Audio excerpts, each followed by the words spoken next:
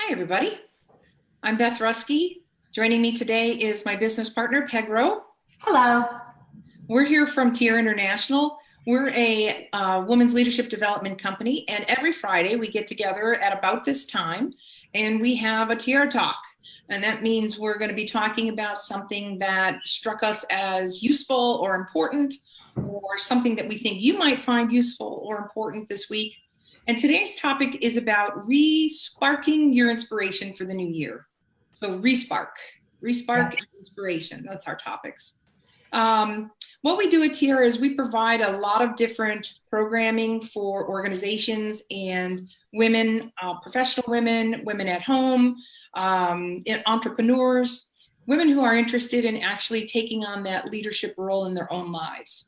And that's what we do, and we provide a variety of different mediums and ways to do that. And this is one of the ways that we encourage you to just think about stuff and get in action. Get in action. So today's topic is about re-sparking your inspiration. Obviously, that came up this week because it's the second week of January. Right. And we were starting to feel like, oh my goodness, it feels like the holidays were 2 months ago instead of 2 weeks ago. So it just felt all of a sudden like things were getting big and heavy and a lot. And so this topic came forward. Peg, when we talk about re-sparking your inspiration, what do you want to say about that? Well, I think it's always an interesting phenomena because there's a piece of us that always has this idea of the new year's coming, looking forward to the new year. That's great. And I think sometimes when we actually confront the new year, that's not exactly how we feel. So if we had a great year last year, it was like phenomenal. So many great things happened. It was just so wonderful. We can actually come into the next year thinking, oh my gosh, how am I going to match that?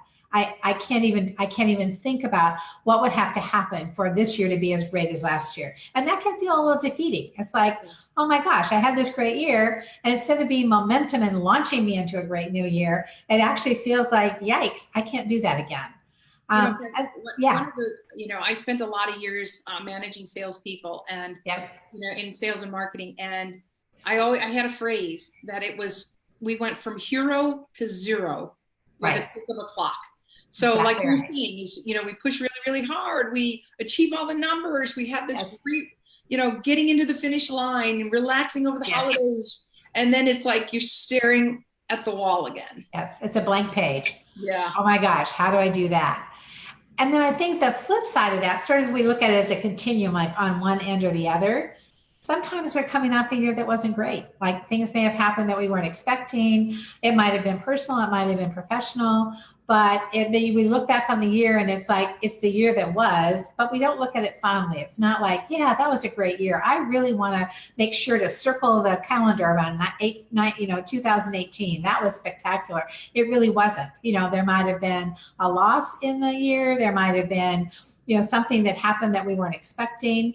And so I think sometimes we come to the new year feeling a little bit like we're sort of carrying the weight from the previous year. We haven't really let go of the previous year, and it feels like it's weighing us down as we try to muster up our enthusiasm for the year to come. We're still pulled back and a little bit weighted down by whatever felt like it wasn't great, whatever was a little funky the year before.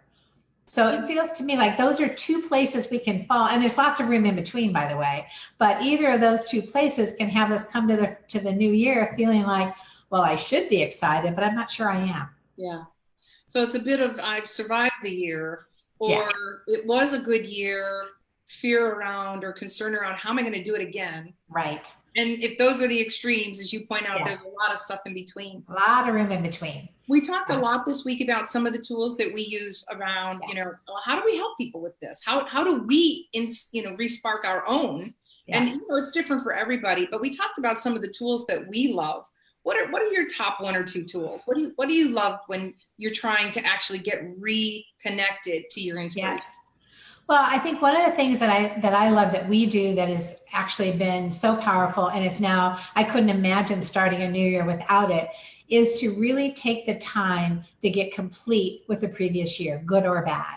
And so part of the process that we use is really thinking about what were our accomplishments, what worked, what are we proud of, whatever those ways are that we think about it, but really making sure that we're really completely present to, all the things, big or small, that happened the previous year that were really great, so that we're really making sure that we're loading that into the equation.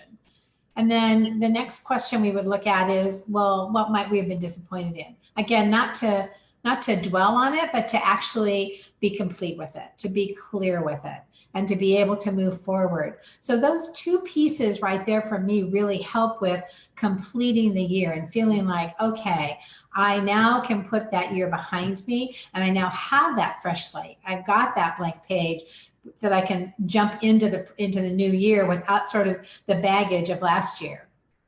Yeah, it for some reason, it actually feels, that blank page feels different than the blank page we were talking about before. Yeah.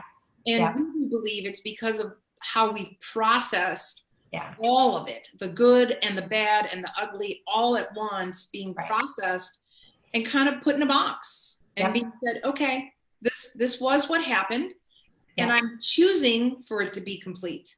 Yes. And I think that choice word is real important there.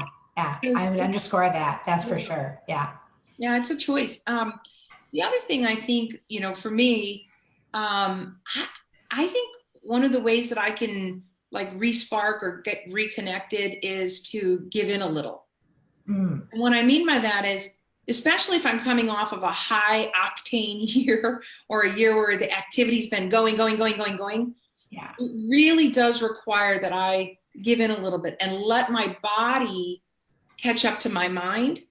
And, my mind needs to slow down, but if I can get my body to slow down, then my mind will also. So I usually ratchet up some mindfulness, and it doesn't have to be, I'm not a seasoned practitioner in this area at all. I apply it to my life in a way that works. And that would be our recommendation to anyone watching is, apply what works, take what you like, leave the rest. Right. And for me, I do small pieces of mindfulness, and I just kind of get present to the day. And then when I'm getting hijacked throughout the day, I get present throughout the day. But going into the year, I know I can rely on that and just allow myself the opportunity to say, what do I need right now? What am I doing? What do I need right now? And that type of awareness really settles me. And there's probably, people have a lot of different phrases. And if you're watching on Facebook right now and you've got a comment, you have a phrase that you like to use. It's kind of like your security blanket. Feel free to share that, because we love hearing those. People always get sparked by other people's, recommendations. Right. Yeah. But that's mine. Mine is kind of giving a little. Yeah. And I think what I really like about that is that it's also easy to feel like the new year is here and we need to rush into it. And once we start rushing into it, it's actually hard at that point to pump the brakes a little bit and slow it down. So I love the idea that you're suggesting of actually be really intentionally mindful of taking it easing into the next year, being conscious of where you are, taking those moments, taking a breath, do whatever it is, whatever the thing is that works for you, that will actually have you get reconnected and sort of like grounded in who you are. Because once we're off to the races, sometimes it's actually hard to pull back a little bit. Yeah. It reminds me of, when you talk about easing into the year, I was watching some firefighter recruits, and they were going through their physical agility tests. And I was curious while they were practicing for the certification, why they weren't rushing. Like they had a time limit. They had to do all of this stuff in 10 minutes. Why didn't they run to the next set? Why didn't they run to the next exercise? Right. Yeah. And I happened to be standing next to the instructor, and I turned to him and I asked him, I said, aren't they worried about time? And he looked at me and he said, if you notice the really, really wise firemen, they calmly walk into the building. Oh, wow. He said, they're not running in. They're calmly walking in and looking at their surroundings, figuring out if what they think is what's happening. And it was really kind of cool. And I thought, okay, well, that's like on every level important. Yes. Yeah. Saving lives. Yeah. So Yeah. that's what I hear when you talk about, like, Yeah. just calmly walking into the new year. Yeah, and I do think, that's something for me that I've had to learn over and over and over again, and I'm still learning because I think we all have that tendency sometimes to react, and like that fireman example is a great example. For most of us, we would think that your reaction is dash in as fast as you can. And they've learned like, oh, it serves me better not to get all amped up, but to get in, really get the view of my situation, assess what I'm going to do next, and then move towards it. Right. I mean, that's great advice. I really appreciate that. Yeah. Yeah. I think there's one other thing, and I know you and I both, and we and Tiara ascribe to this, and that is to watch where we put our focus. You want to talk a little bit more about that? Well, one of the things that we've all learned over time, and sometimes not always the easy way, is that whatever it is that we focus on, that's what's going to occur. Whatever gathers our attention and what we put our focus on, that's what almost in a way amplifies. And so everything else drops off. So if we're putting our focus on something negative or a fear or something that could go wrong, then we actually are pushing away in a very subtle way the things that could be great, that could be working, that could be positive. And it doesn't mean ignore the things that don't work, but it means make sure that you're giving yourself an ample opportunity to put your focus on what it is that you want. Put your focus where you want it to be. Put your focus on the thing that you most desire. And I know for me, as I think about the new year, and it's different every year. This year, what's come up for me is my focus is on a word, and the word for me this year is joy. I have this idea for myself this year that I really want to be focused on. Earmarking is the word that I've come up with. Sort of earmarking those moments of joy, not trying to create them, but actually earmarking and noticing them. Yeah. And that if I pay attention to those, there are more moments of joy in my life than I probably have any idea are there today. But I have not always been in the habit of paying attention. I'll give you an example. I was standing at my kitchen window this morning, and a cardinal flew into the bush that's right in front of it. And there are many times I'm sure that happened and it literally passed in, and I didn't even pay attention to it. And I thought to myself, oh, there's a moment of joy for me today. There's a cardinal, and it's beautiful against the snow. You could really see it. And then the cardinal's partner flew in, who is disguised and not nearly as bright in her color. I thought, these are the things that I'm trying to be attentive to this year, like really noticing those moments of joy. Again, not creative and not feeling like, okay, what am I going to do today to be joyful? It's really actually appreciating the moments that are already there. Yeah. I like that. And I think I like the awareness. I think you're really pulling in a lot of the core principles around awareness and being mindful and present and, and intentional, about, creating the experience that you want. And that is really what we're encouraging folks to do by putting a focus on the outcome. How do you want to feel? Yeah. What do you want to experience? Describe what that's going to be like for you. Yeah. That type of, just calm. That's not a 2-day business plan or life plan. That's a 30-second pause and ask yourself. Yeah. And I really like that. The other thing I think in terms of the focusing on the outcomes, and I was trying to remember the quote as you were talking. It says, "Our focus is indeed our future." Mm. And I know there's a lot of ways that we say that, and where you put your attention also goes. But your focus is indeed your future. Like that is a great reminder. Like again, it's a choice. Yeah. Am I focusing on the problems? Am I focusing on the good? Am I focusing on joy? Am I focusing on challenge? Yeah. And I think that's really what I find so inspiring about that message is that I feel empowered. Like that's not happening to me. Like I get to be in control of that. I get empowered by where I'm putting my focus.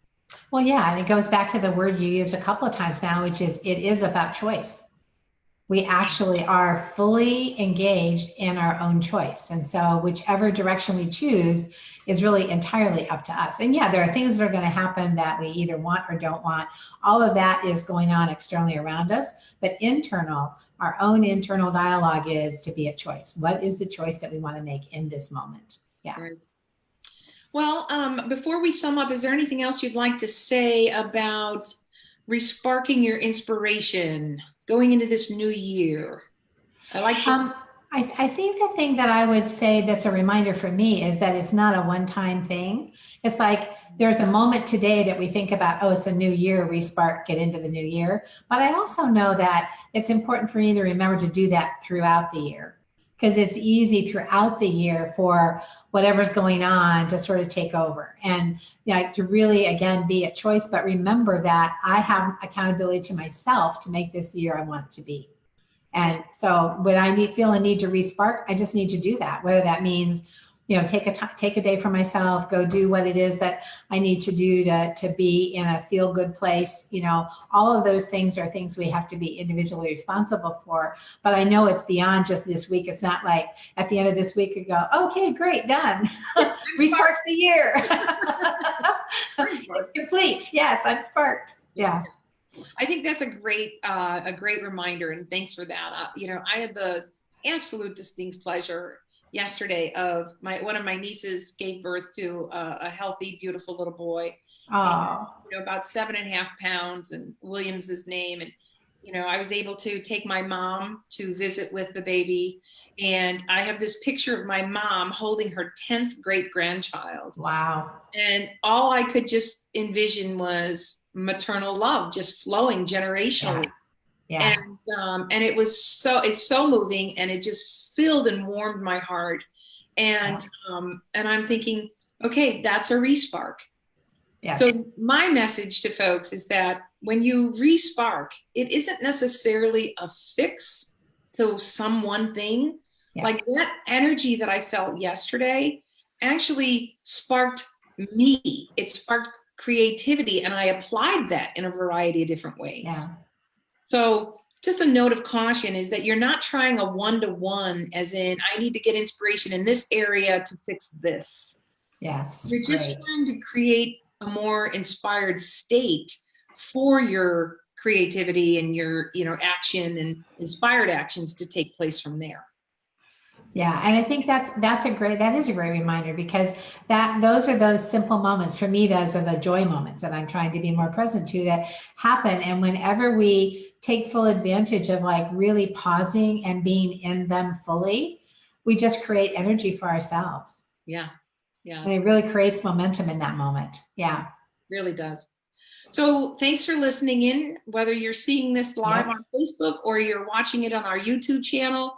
You can join us at tiara-leadership.com. The thing we're going to wrap up here is to remind you of 3 things. We always tell you 3 things.